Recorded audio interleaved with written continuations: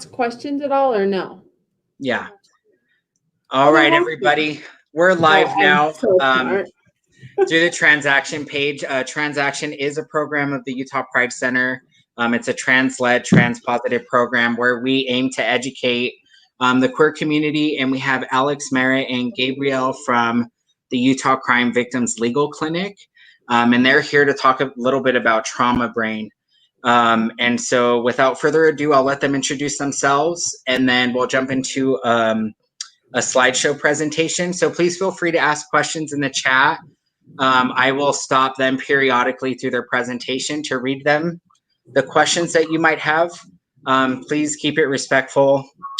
Y'all know the rules. Let's give them our full attention and respect. And thank you so much, y'all, for being here and sharing this very important information that affects everybody, but predominantly the LGBTQ plus community. They're more likely to be victims and targets. And so y'all advocating for us and everybody is really important.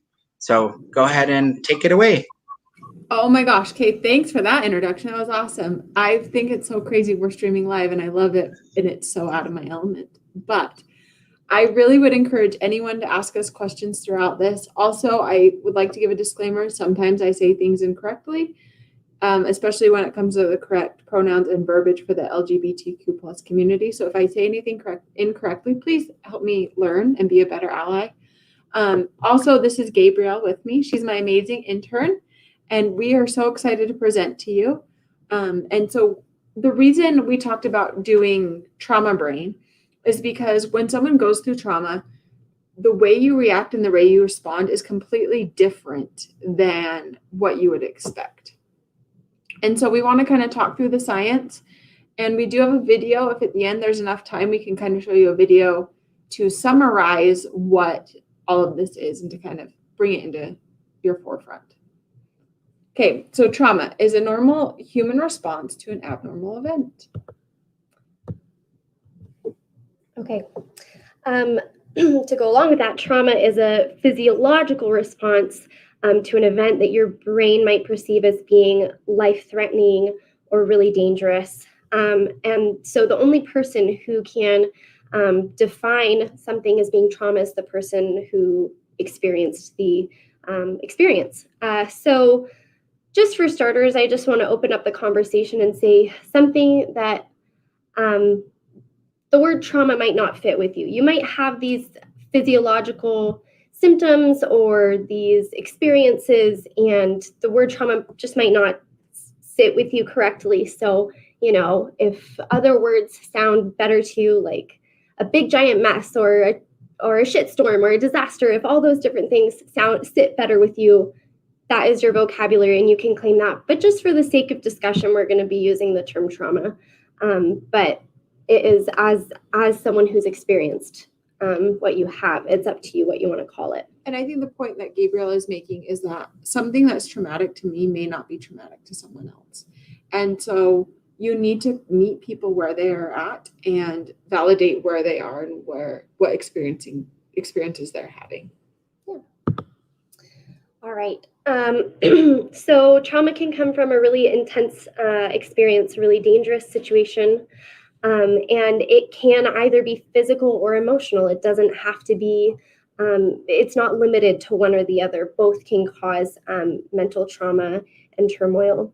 And kind of like what Alex was saying, something that I might call trauma, she might not call trauma, and that has everything to do with how our brains process it. So you might experience something that is just so devastating, so horrifying that no one else can relate with you.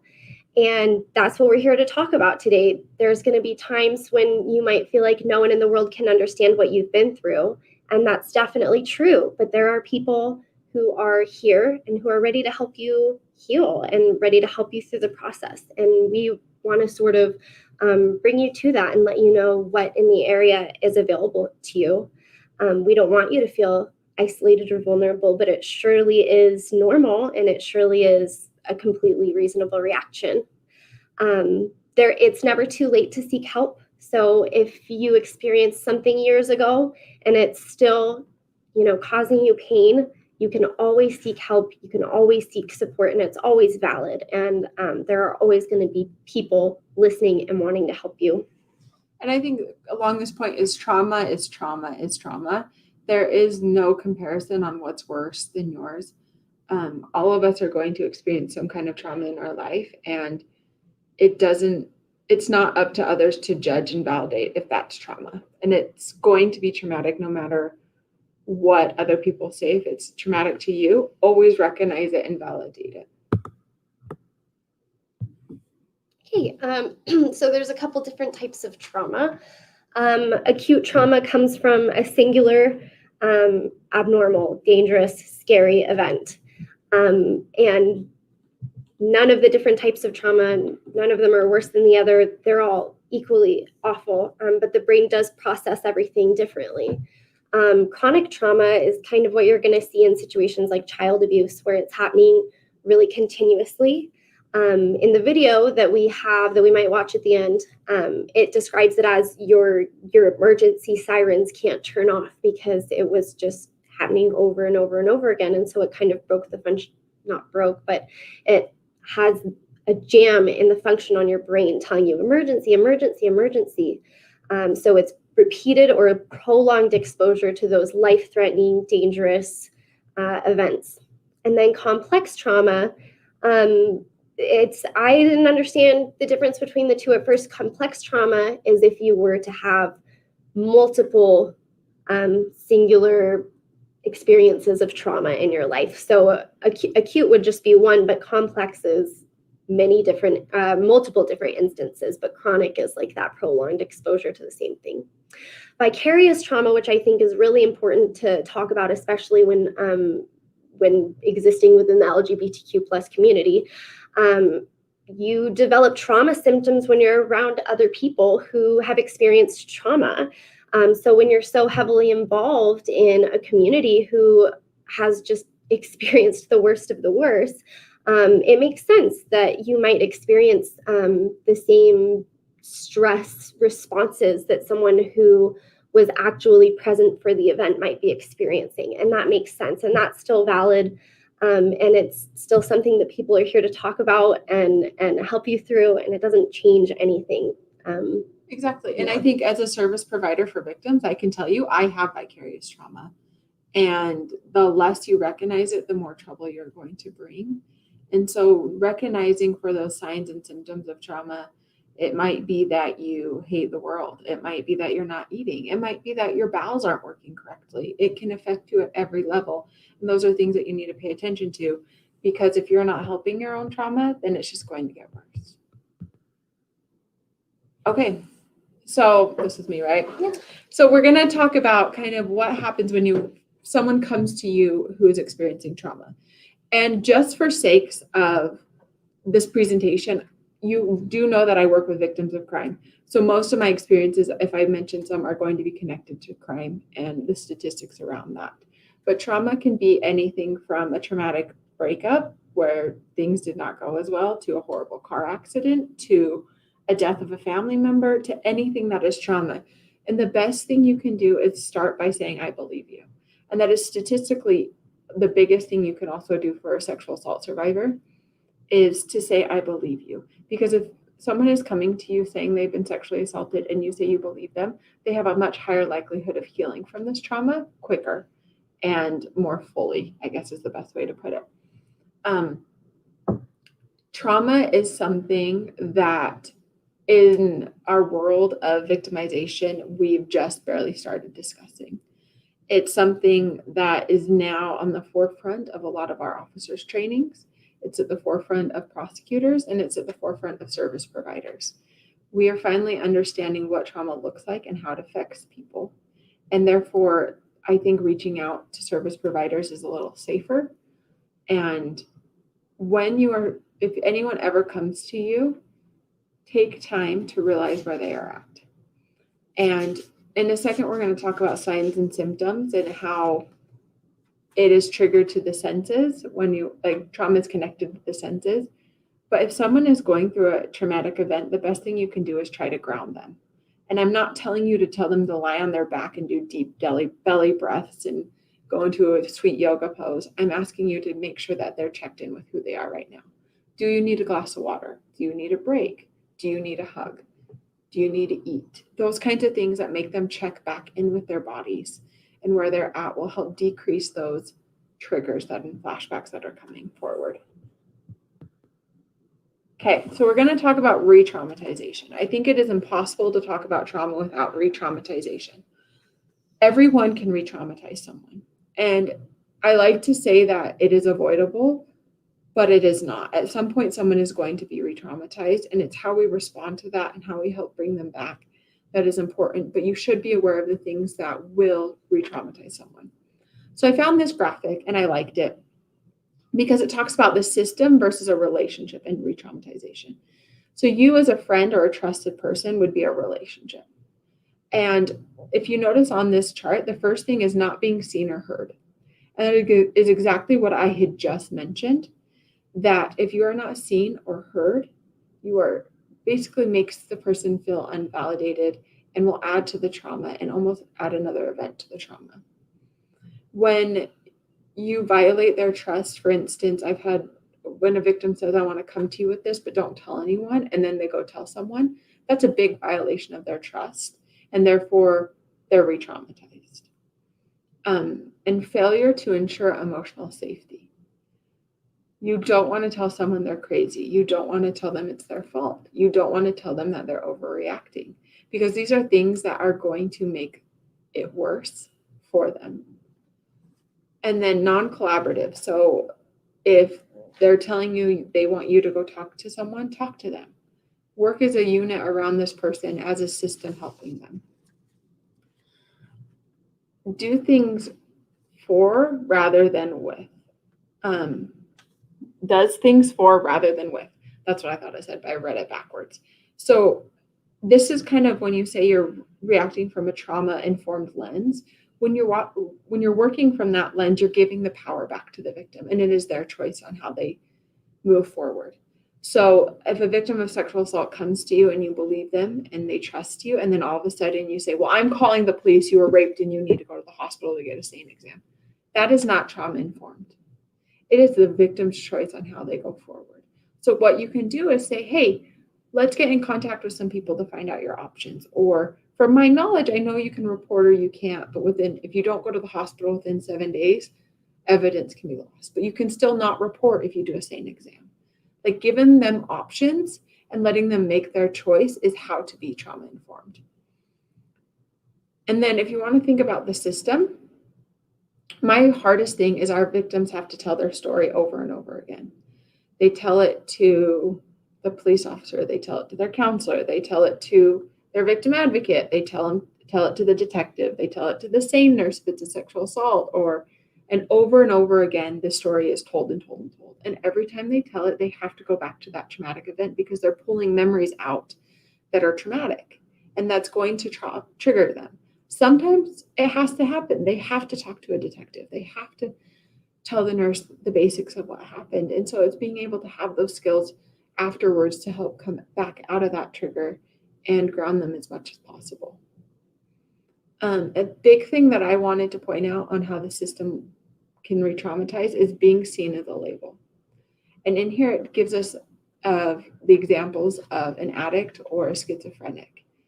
And I think the reason I thought this was really important as for the LGBTQ plus community is that you would become the label of the gay person or the lesbian or the transgender person or whatever your label, whatever that your identity is, that becomes your label in the case. And a rape case should be a rape case, or an assault should be an assault. It should not be an assault and the big issue is that the person is trans.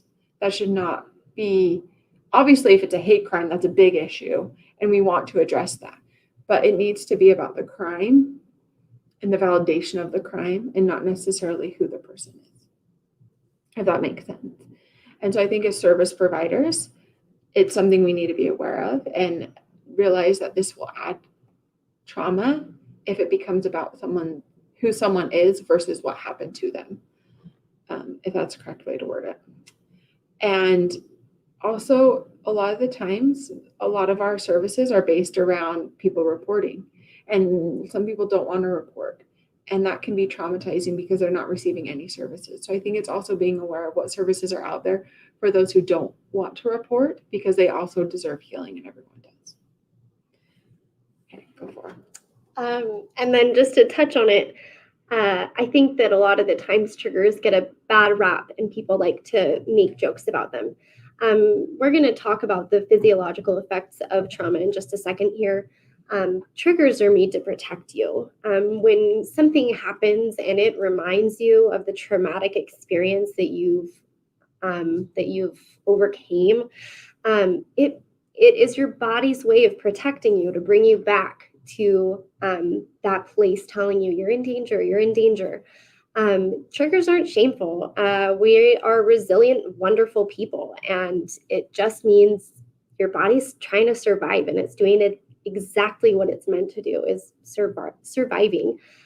So they're just not anything to be ashamed of. It's just a part of stress and a part of experiencing abnormal experiences. It's true. The shame is a part I think we need to overcome a lot. So the human brain is a super complex thing that sits in all of our heads between our ears. And if I was to go through this and tell you I know exactly what every part of this and how they work perfectly, I would be lying. So we are going to break this down to the very basic understanding that I know of the brain, because I'm not a brain-focused human. But if you go through this picture, you will see the different parts of the brain. And the cerebral cortex and is part where you kind of have your normal functioning. Like if Rational brain. Right, yeah, your rational brain. Like if I right now needed to go to the bathroom, I would think, oh, I need to go to the bathroom really bad. Okay, my presentation is going to be over in like 30 minutes. I can hold it. Okay. So I can have that, like that normal thought process. But when you go into trauma, that is not how it works. And what happens is your body is flooded with cortisol. That's why I have her. She corrects me. And your amygdala is triggered. And your amygdala, a lot of the times, is referred to as like your reptile brain. And so if you think of like an example of a cat trying to go after a bird, sometimes the bird will lie dead because the chase is over, right? The bird freezes and is dead. And therefore the cat doesn't care anymore, because the cat can't kill the bird, and half the fun of getting the bird is killing it. And that bird freezing is what we call tonic immobility. And tonic immobility is where your body ceases to move. And that's a big response when it comes to sexual assault, is you will respond in tonic immobility where the victim is very clearly knows they can't fight off their perpetrator. So a lot of the times the brain will say, okay, I am 100 pounds. My perpetrator is 250 and full of muscle. I can't punch my perpetrator enough to get this perpetrator off of me. Or my perpetrator is obviously not taking no for an answer and is becoming more aggressive. If I keep pushing this, I will get hurt. And all your amygdala is processing is life or death. And I think that's what we need to take a step back and talk about, is that amygdala only purpose is to keep you alive. And when you come into traumatic events, your body is going to respond in the way it needs to keep you alive. And when it comes down to sexual assault, that can mean freezing, which is not the way you expect your victim to react. Because even now, I've been a victim advocate for 8 years. In my brain, if I feel like someone's going to come sexually assault me, in my brain, I'm like, that's not going to happen. I'm going to punch him. I'm going to run. I'm going to do all these things to protect myself. And that's not reality. And I know for reality, if I was faced with a sexual assault, I would not be able to do the things I wish I could do. And they probably would not be safe for me to do those things. And so we need to understand that when we're entering this traumatic event, our brains are going to shut down and the amygdala is going to engage, and your body's going to fill with cortisone, and you're going to have 3 responses. Everyone freezes first. And then you will either fight or you will flight, or you'll stay frozen. And those are what you need to understand. And so also when you talk about triggers, and especially with sexual assault, when victims of sexual assault, later on, their brain is going to try to figure out why it's their fault. Well, I shouldn't have gone to that date. Well, I shouldn't have gone to that bar. Or I shouldn't have let this person walk me to my room. Well, I shouldn't have engaged with this person after this text that made me feel weird. Or I should. And the shoulda, couldas are always going to shit all over yourself because you cannot prevent what's happened. And the point of those thoughts is because your brain is trying to process what happened, and your brain is trying to figure out ways to protect yourself in the future. So if your brain is telling you, well, it's your fault because you went to that one club when you didn't really feel like you should have gone out that night, so it's your fault, then your brain feels like it can keep you safe. And understanding that as the science of a brain is really going to help normalize the shame and the triggers that you're going to be experiencing. So remember, the 3 responses when your amygdala is engaged are tonic immobility or freezing. So it's freezing, and then if you keep staying frozen, they call it tonic immobility. And then it's flight or fight.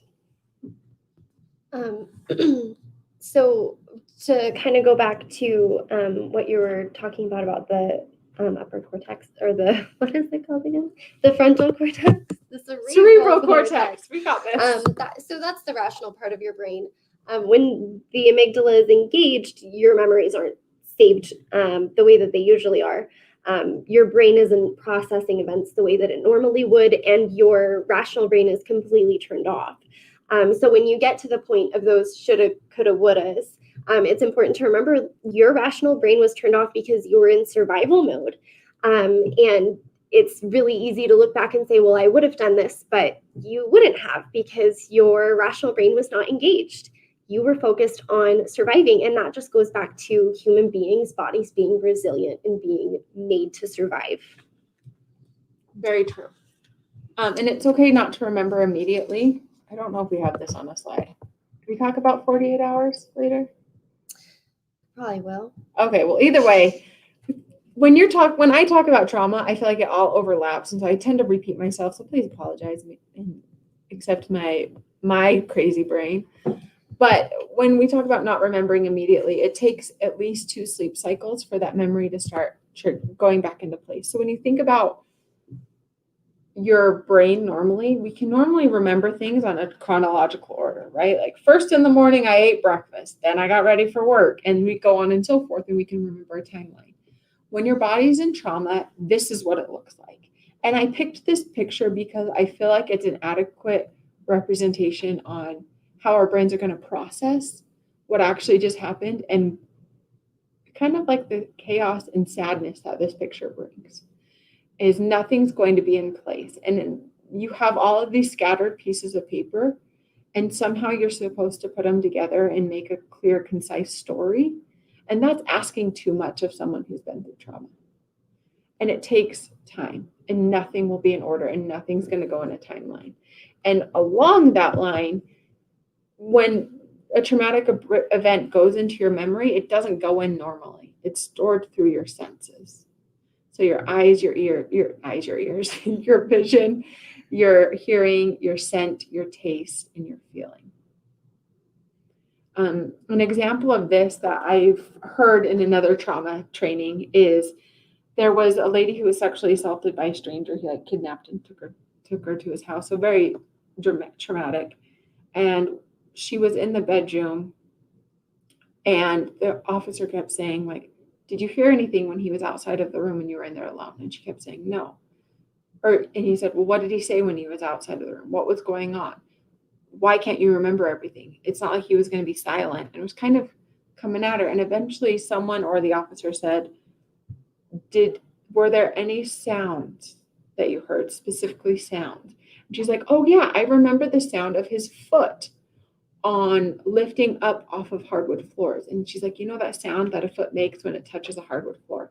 And the fact that she could remember that sound then triggered a memory of the fact that he was calling some car repair place, and she could then remember the name of the car repair place, which then tracked down her perpetrator. And I think that's a good example of these memories are so connected to things that are not normal that we have to remember that they're not going to be able to be accessed in the normal way. Anything to add? No? Okay. Okay. In order to recall events, your brain has to work from the inside out. Yeah. So that goes back to the senses. When you are, I think we should have mentioned, it takes a full 2 sleep cycles. Did we say that? It takes Look, a full, what's on this slide? Oh, We there did it is. include it. It takes a full 2 nights of sleep for your brain to put the sequences back in order. So when you are trying to recall things, it's easy to get really upset at yourself, really mad and frustrated. Why can't I remember this? And I think that goes back to the feelings of isolation, especially when investigators are asking you invasive questions and you can't remember, and now you're accusing me, and it's just a terrible feeling. And so, I mean, be patient with yourself. You have to remember it from the inside out. And what I mean by that is everything is stored in your hippocampus in your brain when it's like when it's a traumatic event, when your amygdala is firing off.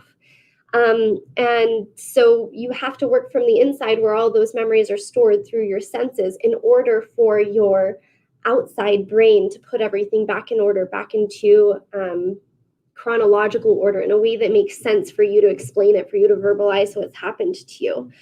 That's kind of what I mean by working from the inside out. Yeah. And I also think and the reason that's important is because someone might come to you and say, I think I was sexually assaulted. Right. Or I didn't say no, but. Yeah. Or I didn't want this to happen, but it did. And things like that they're not actually really sure what happened. And they're trying to figure it out for themselves. And I think it's really important for you to meet them where they are at and make sure that they understand what's going on. And also, I always say call a spade a spade. Like if they say, well, I didn't say no, but I didn't say yes, and you say that's not consent. If you want to talk about it, we can, but this is a safe place, right? And help them understand where they're at. And with the 2 sleep cycles, that's the minimum amount of time. Right. And the place where that comes from is actually from when officers are involved in officer-involved shootings. There has to be an investigation after. And scientifically, they would make the officers basically not talk to anyone for 48 hours before they talk to them and ask questions. And we weren't doing the same thing for our victims. And so when we finally started looking at the science of why were officers getting 2 sleep cycles, but our rape victims were being forced to tell the story right then and there, we started figuring out why this was so important and understanding the science. You may never get your memory straight. There are going to be times, maybe 3 years down the line, where something will flash back. And it's hard to handle that. And it's hard that is something that you will have to deal with as a victim of a crime or a traumatic event, whatever you want to call it. And that's normal. And that's why it's so hard to heal, because things are going to be stored so deeply into these senses that it's going to take a minute for things to come out. And that minute might be 3 weeks. That minute might be 5 years. And I know all of us can think of a time where you walked in somewhere and that smell just overwhelmed you. And for me, whenever I walk into the Sugar House Whole Foods, it is all these memories come back, because when I was trying to get a close relationship with my sister, because we never lived together growing up, we'd always meet at that Whole Foods and get lunch. And so for me, that smell of that Whole Foods is a triggering thing, but in a good way. It triggers happy feelings of being able to gain a relationship with my sister, eating delicious food, those kinds of things. So triggers through these senses are normal. And then through trauma, they're almost on high alert. And so I've even had victims be like, I cannot burn this one candle because it was the one that was burning the night of the assault. Or I cannot smell this one scent because it will make me vomit. And that's okay. And those might be things that last forever. And other times it might be I can't see I've had victims who are I can't see a person in public with these attributes because they remind me of my perpetrator, and I shut down and I get angry. And all of these things are normal, and they're all part of your brain trying to keep you safe. Because if you're in public and you see someone who somewhat looked like your perpetrator, your brain's saying run, and your brain's going to start pumping that cortisol through you. And so we're going to kind of talk about healing for a minute. And I feel like we've zoomed through all of this. And so I'm going to take us back. We're going to watch the video.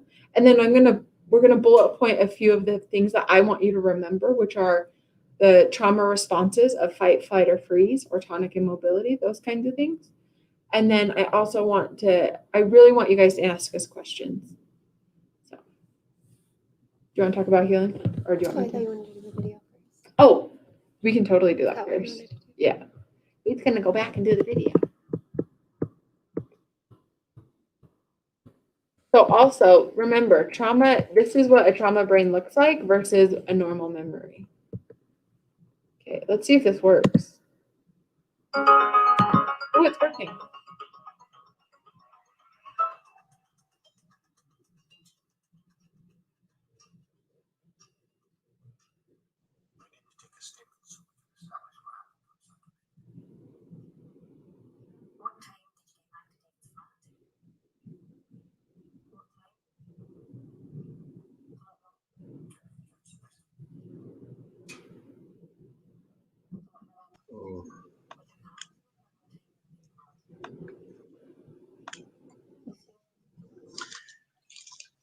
Alex, I don't think we can hear it.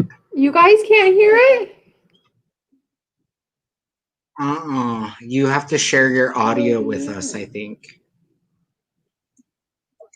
Oh, it's as loud as Or it goes. turn it We up, can hear maybe. it. That doesn't help me. Hold on, let's make this big. Is there a way to share audio? Do you know?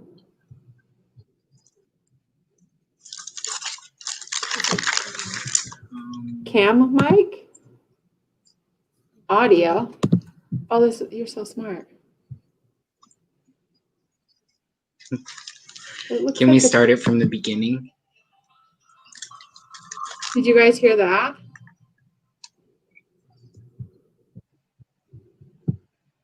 Something just kind of sounds like it's in the background. Okay, maybe I'm just going to push play. Oh, I got to go to the other screen, don't I?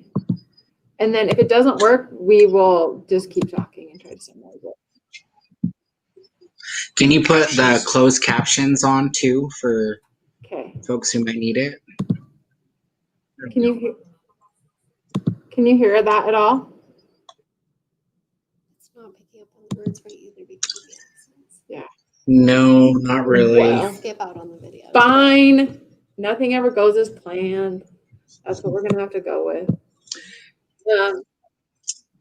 Maybe we can post the link great. for the video in the chat. If you want to send it to me and folks can watch it later.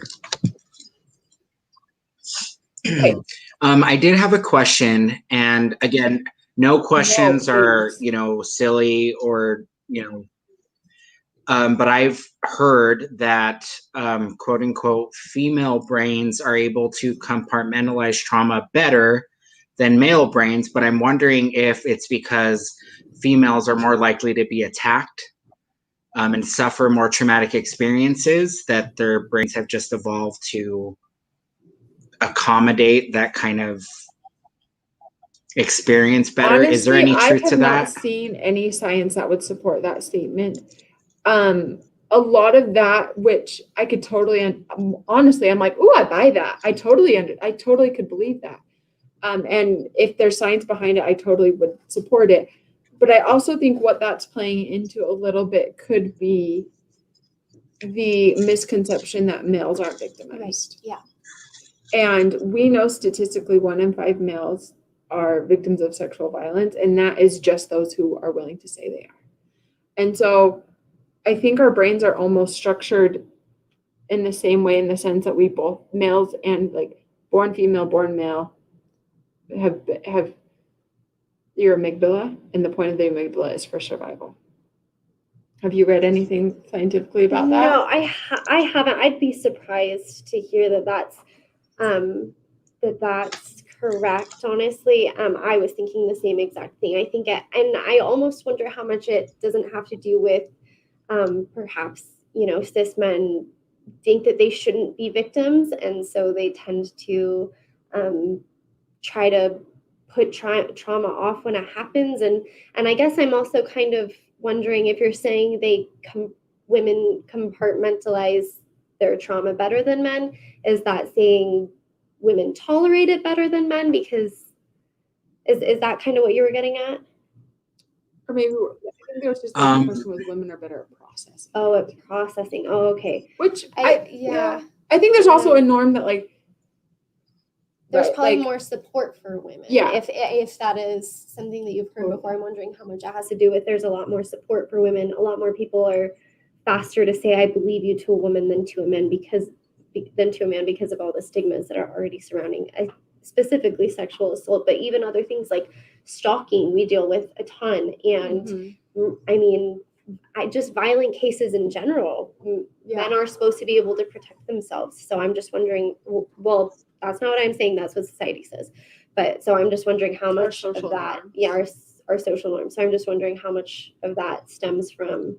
Yeah, and I also think that gender stereotypes. Seriously, with gender stereotypes. Like I've interviewed for a podcast, I interviewed a male survivor of stalking, and there was a big point where he's like, yeah, I knew, like I felt like I was a man and I was supposed to be able to handle this. Right. So I think that's where a lot of we need to break down all of this, get rid of this man box and just be it as human experiences as well. Yeah. And services need to be open to both males and females.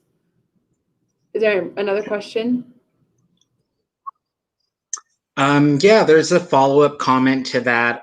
Kathy said, I wonder if females have more structures for support through friendships and less taboo to speak about it. So it's kind of what Gabrielle mentioned, that there's less stigma around, when women are experiencing trauma than when men are because of toxic masculinity and the way that we view sexual assault, where women aren't sexual beings, and if things happen to them, it's, less or more likely than if it happens to men because they're hypersexual beings. And I think a lot of that comes into play. I also think this is a good time to talk about vicarious trauma as well.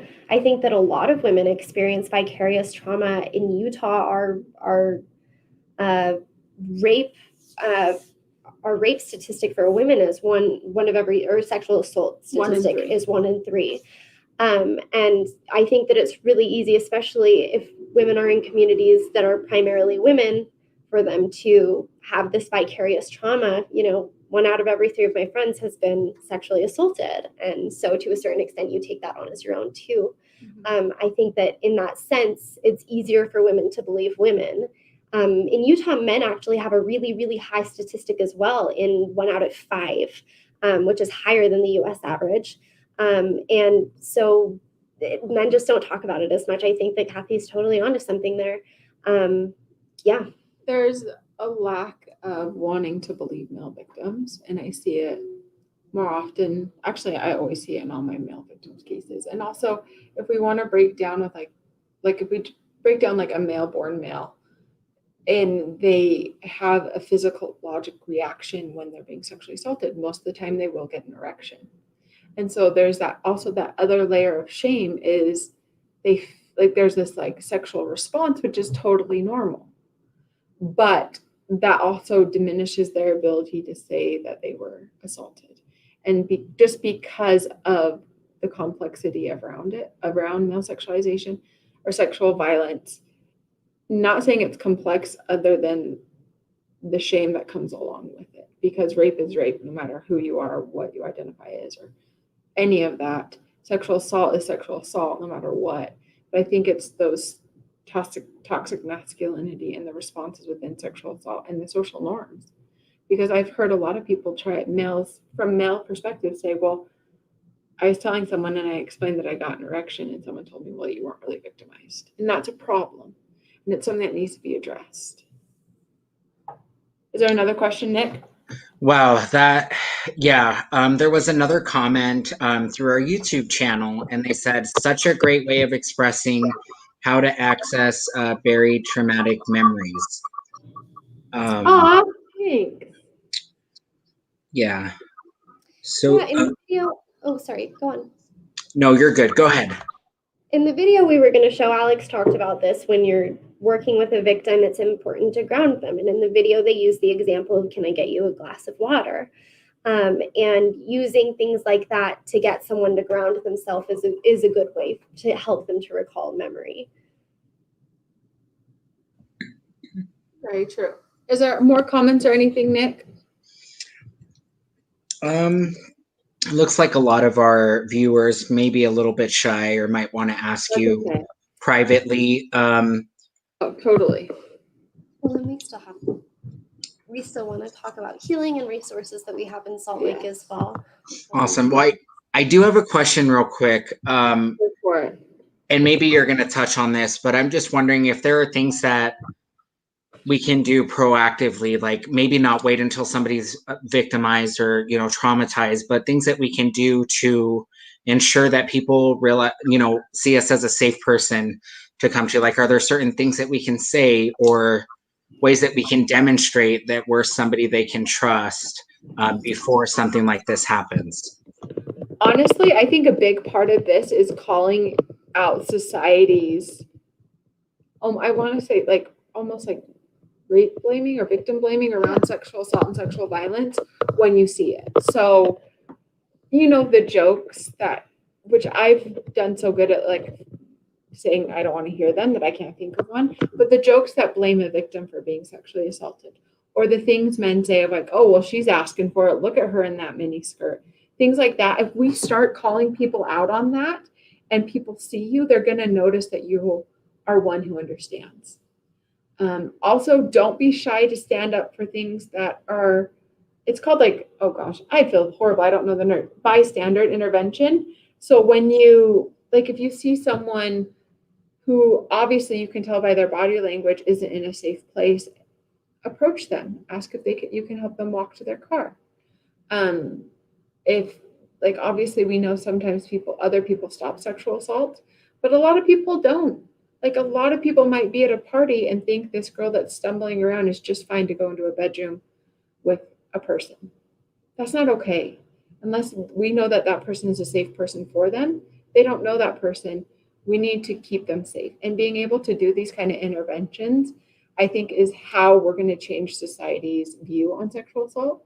And I also think I probably am the worst person to take out to a bar because I'm usually so do you want to talk about trauma and how to fix your brain and how we blame victims all the time?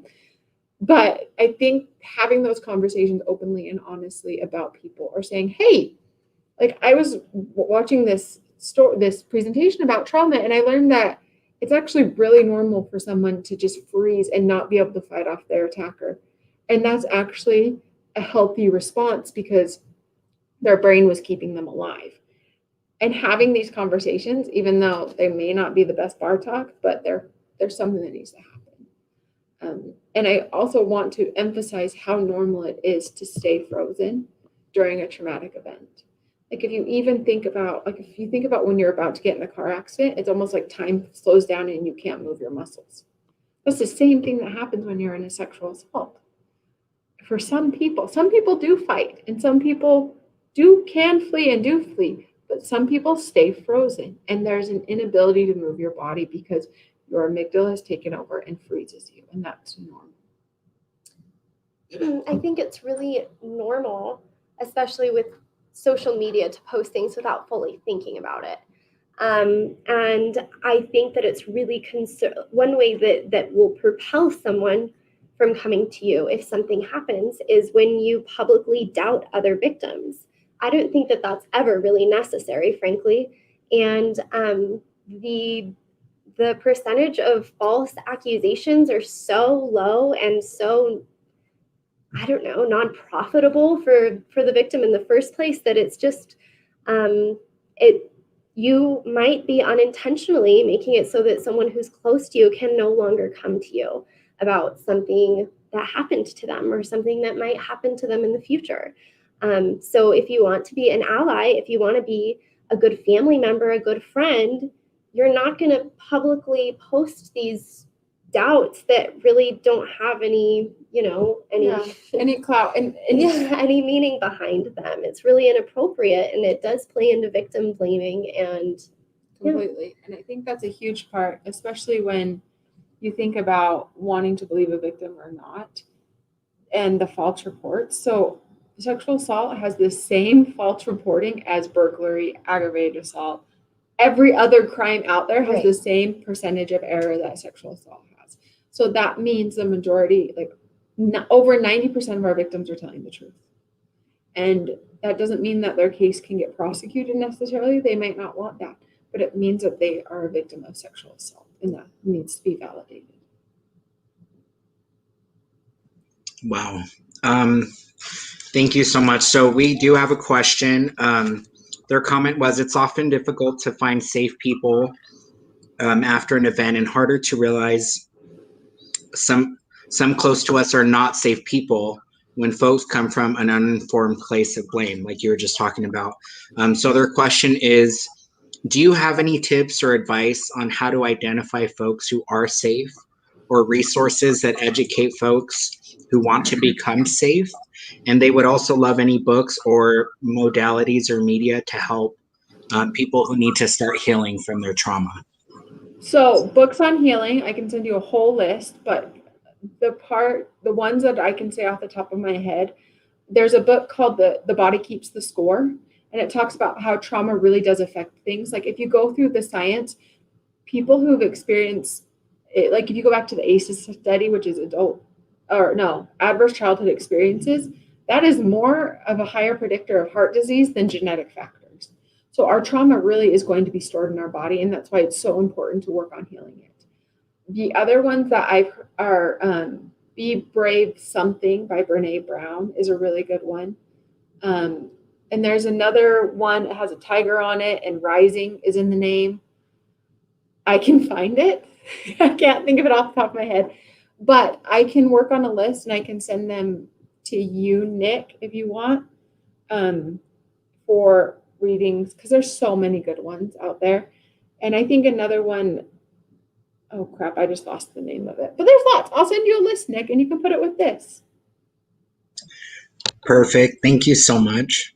And then as far as identifying safe spaces, there are a lot of resources where we are at. We're at the Utah Crime Victims Legal Clinic. We have Alex. She's our victims advocate here. So she's here to talk to you. There's a lot of victims advocates at police stations as well. So immediately when you're there reporting, there's already someone there who has been trained, who understands who's on your side. There is the Rape Recovery Center as well, and that's in Sugar House. They're fantastic. We work with them a lot. Do you want to talk about them? Yeah, so they are a nonprofit that you do not have to report to police to get their services, and that includes counseling. They also are great because they have something called advocacy skills, and so where victims can go through several weeks of learning how to deal with triggers and how to ground themselves. And the Rape Recovery Center has a hotline that is for That's the hotline too. Oh, perfect. The number on the slide, on the healing slide, is the hotline where you can call in and talk to someone who is trained in trauma, and they can talk to you about resources and options and everything around your sexual assault as well. Pay attention to who you are talking to, because some people are confidential and some are not. South Valley Services has a sexual assault advocate there. They're confidential. The Rape Recovery Center is confidential. My office is confidential. And a lot of the police advocates don't have complete confidentiality because they work with the police department, and their job is to kind of gather information and put a case together. So just know that there are options. If there's someone around you who has received non-support, like who's not been believed, make sure if you do believe them, help them get them to people who can help get through that, because that's an additional betrayal. Whether that person meant to betray them or not, it's an additional betrayal to be told you're not believed. And I think it's even more important at that point to get into rape recovery, because they have advocacy skills, group therapy, individual therapy, or talk to an advocate to decide if you want to report or not, those kinds of things. Awesome. There are a few more comments on here. I like this. Yeah. So it says, what y'all said about how trauma putting us into non-rational lizard brain was something that was really helpful for survivor's guilt. Yes, I'm so glad, because I think when you can actually open up that reality to a victim and say, the reason you keep blaming yourself is because you experienced something horrible and traumatic and your brain's trying to keep you safe, and that this is your body's ability to keep you safe. It's kind of cool. So there's this actual YouTube video. It's called, if you Google tonic immobility sharks, there's this guy who goes and dives with sharks and he rubs their like nose and this one place on their snout, I guess is what you would call it. And they go into this state of tonic immobility. And he literally can like control a big old shark by his nose because he triggers that cortisol and that threat. And it's an instinctual thing within all creatures. And it's what unites us all and also makes humans unique because we also have the ability to rationally think too. And it makes it harder to go through these things. Yeah, and it gives you more space to have compassion for yourself. There should be no space for being upset at yourself. There should be no space for being disappointed in yourself. Only have compassion for yourself because these parts of you that you can't really talk to, can't really verbalize, they're just protecting you. That's awesome. Somebody had a suggestion. Was the book called Waking the Tiger? Yes. I think that's it. Yes. Okay, cool. I'm glad that you got my description up. There's a tiger in it or something. Yeah, our viewers know what you're talking about and are, they're on top of it. So it's all about helping each other out. Good. Are there any other comments? None that I could see at this moment, but were you going to jump into something else about healing and all that, or did we already? Oh, wait. I'm so sorry. We have a question. Ooh, How does chronic or repeated trauma change brain structure? And is it possible to lessen those changes over time, like undo some of, what's happened? And how would one go about that if it's possible? So I am a believer that trauma can change you, but there's always healing. And I do think the more actively you try to change, like the more active you participate in your healing, the better you'll go.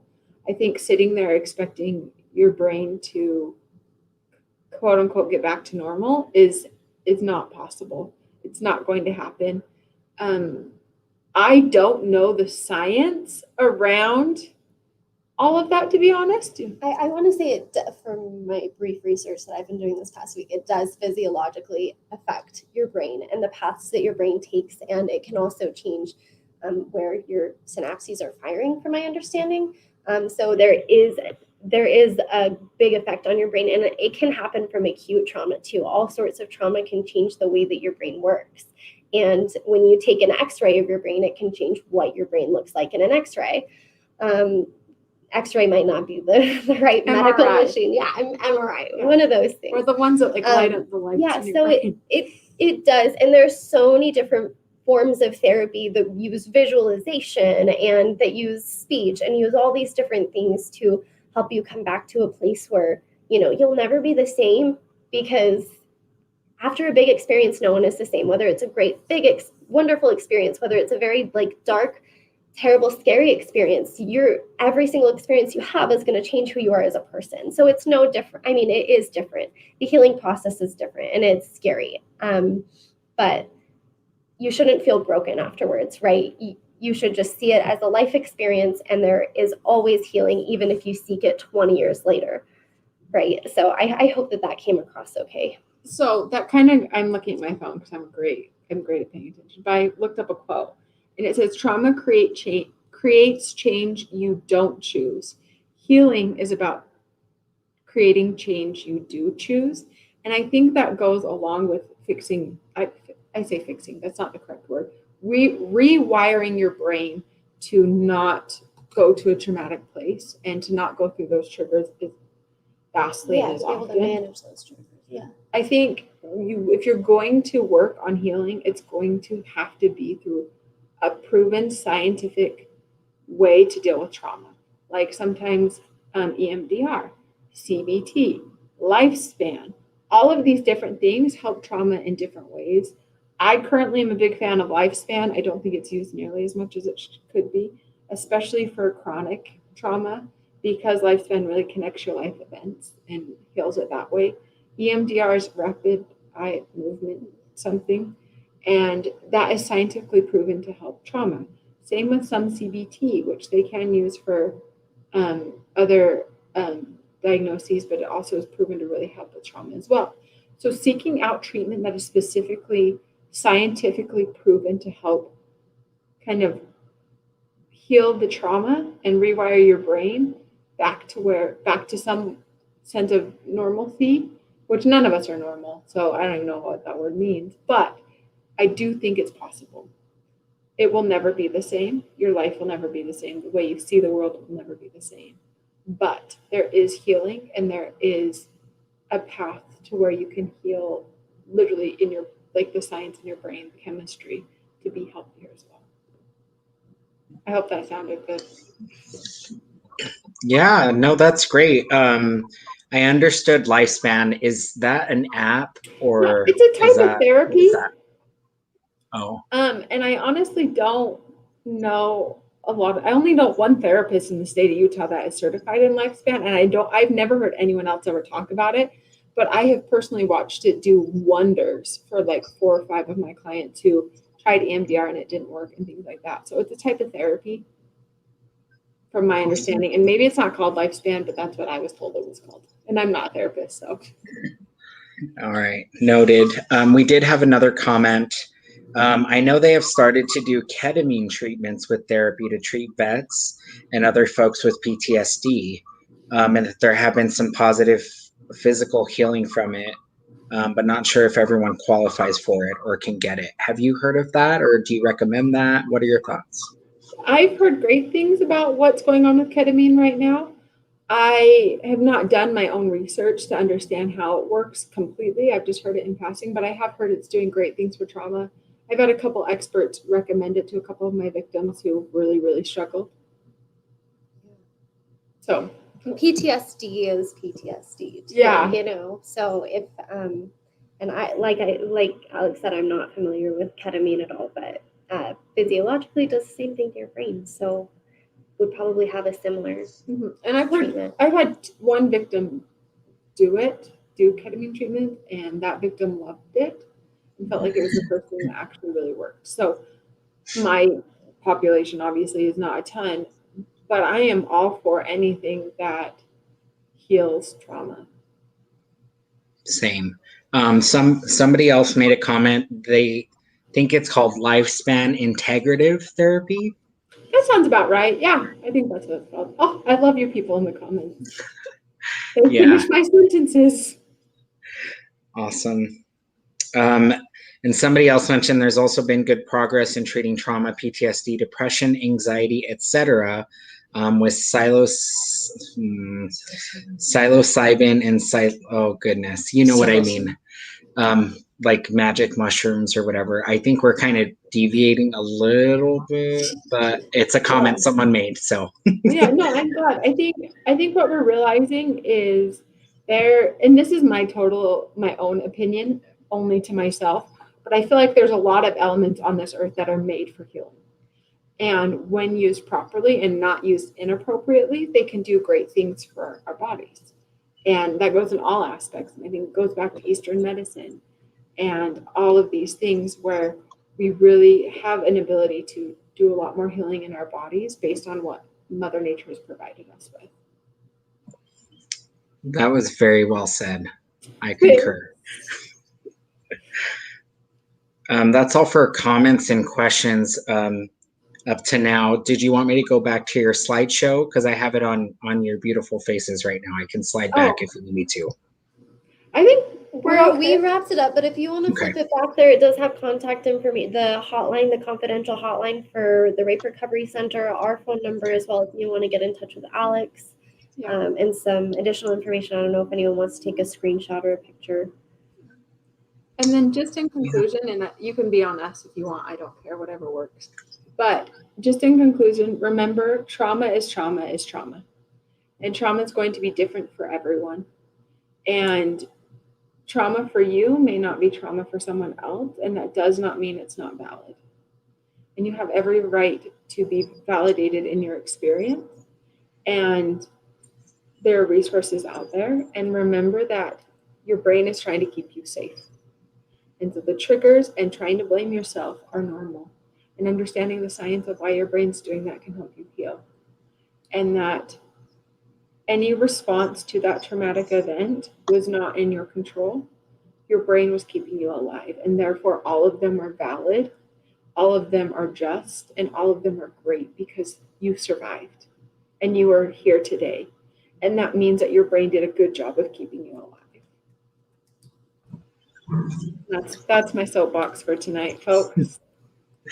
That's awesome. So I just want to reiterate that the local resources you have listed here are confidential, right? So if I divulge... Rape Recovery is confidential, South Valley Services is confidential, and my office is confidential. Okay, perfect. And do you charge for your services? Are they free to the public?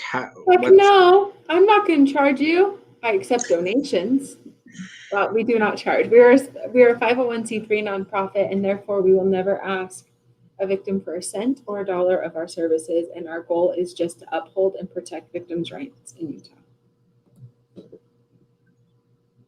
Awesome. I did want to make a note too. The Utah Pride Center also has mental health services available, and those are also free of charge. And they also work on a sliding scale, so they're made accessible to everybody.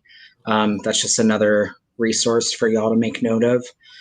Did you want to say anything else then before we go? I just want to say thank you for listening. Like, I am not a trauma expert, but I know trauma. I've seen it. I know how the brain works, and I really appreciate you being here with me and listening to us. And I really hope that if you've experienced anything traumatic in your life, that you know that what your brain did was keep you alive, and it's amazing and beautiful. And you now get to choose what your healing looks like and be in control of that, and you deserve to be happy. And also, I'm so grateful for this amazing woman right here. So. Awesome. Thank you both so much for your time. And this session has been recorded, so folks can go back and rewatch it. But if you did want to send me any documents or any other additional resources that aren't listed here now, I can go ahead and add that to our Facebook page. So thank you so much for sharing your time and the expertise that you do have on the topic. And yeah, you're saving lives. So thank you so much. So are you, Nick. You are saving lives. Thank you, everyone. All right, y'all. Have a good night. Take care. You too. See ya. Bye-bye.